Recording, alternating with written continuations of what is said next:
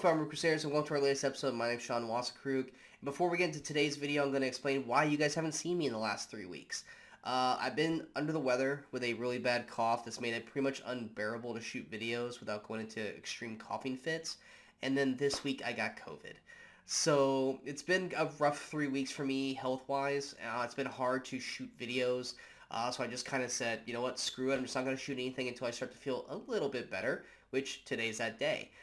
So if my voice starts to crack or I start to cough, I apologize. I'm still working through it. But I've had so many videos watched over here in the last 3 weeks that I need to start getting these videos out for you guys.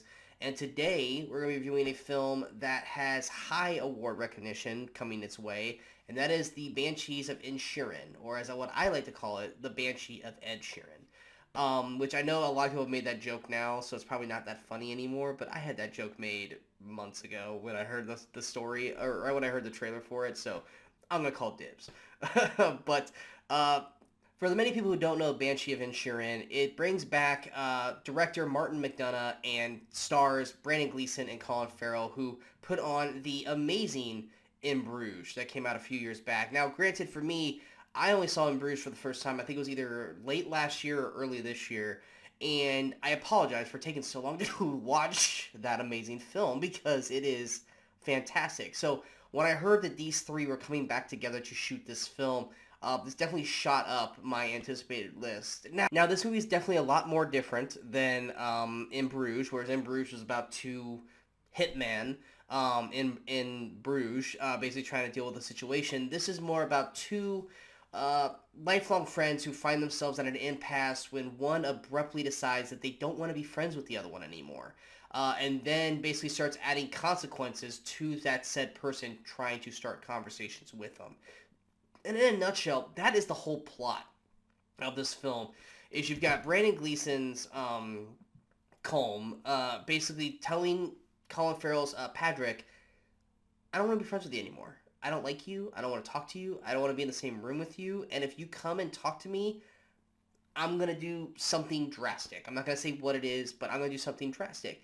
And Colin's Patrick is a character that's, while on the dull side, is just a super nice guy who doesn't understand where it's coming from and really kind of just wants to get to the bottom of it, but he can only do that by talking to Colm. And while everyone in this small little island town keeps saying, dude, stop talking to him, he doesn't want to talk to you, Patrick just can't get past this moment of why his best friend, for some reason out of the blue, just doesn't want to speak to him anymore. And while that story element, or while that is the driving force of this film, it is the performances of everybody in this small town that makes this story powerful. Brandon Gleeson is great as always as Colm. I will say he's a little more reserved this time out compared to he was in Bruges. Colin Farrell puts on an Oscar-worthy performance as Patrick, as a man who seemingly basically has had his world kind of flipped out from under him, and he doesn't understand what to do and doesn't understand how to deal with this rejection that he has, and he just wants his best friend back, and he'll do anything he can to try and kind of fix things with him, even though it keeps going to disastrous results each and every time. Carrie Condon, who plays Patrick's sister, I'm gonna say her name wrong. It's Sabahan. If I heard it in the movie, I would say it perfectly, but it's been a while, so I can't remember how you say her name. But Carrie Condon, she puts on a fantastic supporting actress performance as Patrick's sister. She's a woman who also is going through her own story.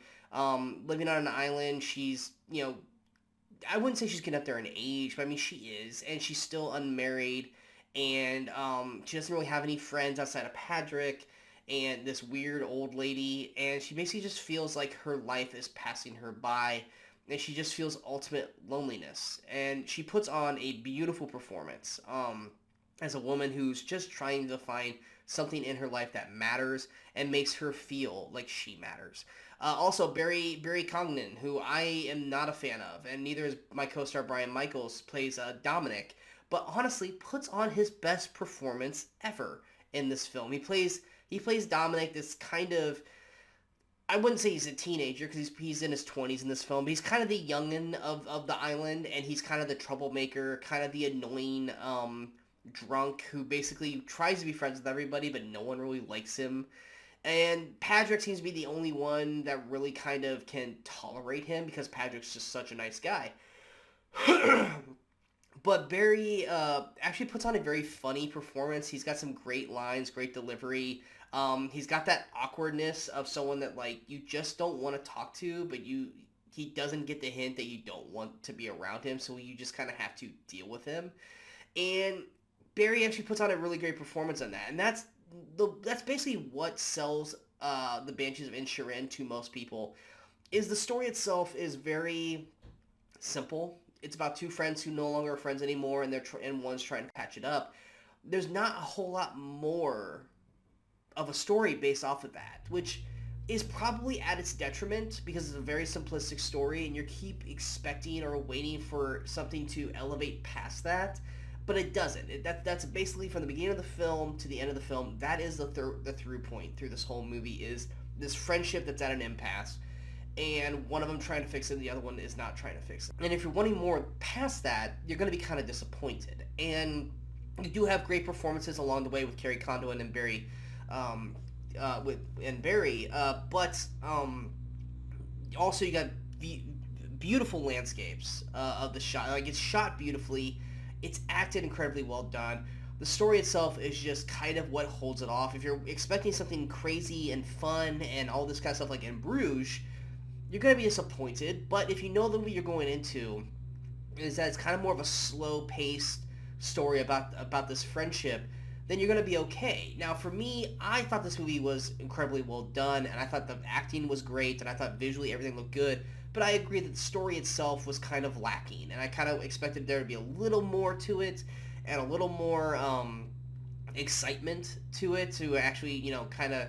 I knew it wasn't going to reach In Bruges levels, but I was hoping to at least kind of have something to remember this film by. And as great as this film is, and as why it's going to be a nominated film in the Oscars for Best Picture and all that kind of stuff, is this a movie that I'm going to remember 6 months from now? And the answer is probably not. But I do appreciate it for what it is. I just don't think it's a movie that's going to long last. For me in my memory, as well as many other people. So in terms of recommendations, if you're a fan of Martin McDonagh's directing and Colin Farrell and Brandon Gleeson, and you want to watch a film that is going to be in the Oscar race by the end of the year, then you should check out Banshees of Inisherin. If you don't care about any of that, you could probably skip Banshees of Inisherin because I don't think it's going to do anything that's going to make you fall in love with this film, or it's going to make you kind of want to go out of your way to see this movie outside of the cast and the director. But nonetheless, for me, I'm going to give Banshees of Inisherin a 91%. Like I said, what it does do, I think it did really well. I liked it overall because of that. But longing, lasting memory, or rewatchability of this film is definitely not up there compared to In Bruges.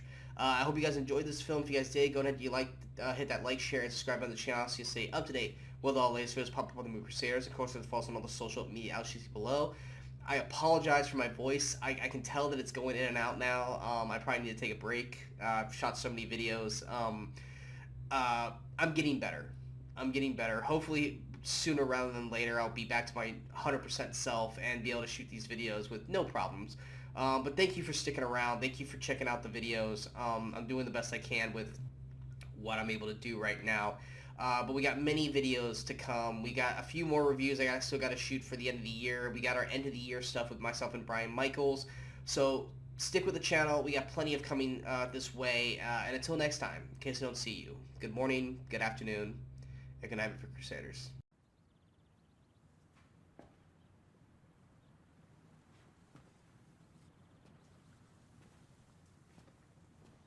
You're still here. It's over. Go home.